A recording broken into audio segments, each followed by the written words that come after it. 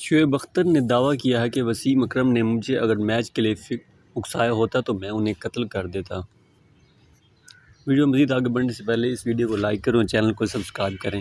قومی ٹیم کے سابق فاسٹ بولر شعیب اختر نے دعویٰ کیا ہے اگر وسیم اکرم نے انہیں فکسنگ میں ملوث کرنے کے لیے اپروچ کیا ہوتا تو وہ انہیں قتل کر دے۔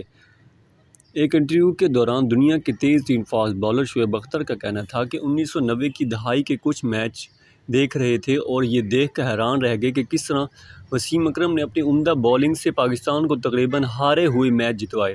شعیب اختر نے صاف صاف الفاظ میں کہا ہے کہ اگر وسیم اکرم نے ان سے میچ فکسنگ کرنے کا کہا ہوتا تو وہ ان کا کیریئر تباہ کر دیتے یا انہیں قتل کر دیتے، لیکن وسیم اکرم نے ان سے کبھی ایسی بات نہیں کی۔ سابق فاسٹ بولر اپنے کیریئر کے ابتدائی دنوں میں ساتھ دینے پر وسیم اکرم کا شکریہ بھی ادا کیا۔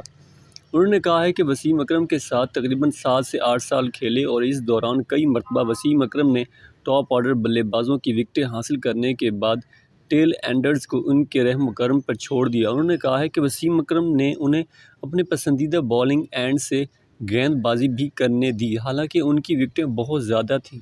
یہ پرانے میچز دیکھنے کے بعد انہوں نے وسیم اکرم کو ٹیلی فون کر کے ان کے ساتھ کھیلے ہوئے ان کی عظمت کو صحیح معنوں میں تعریف نہ کرنے پر معذرت کر لی۔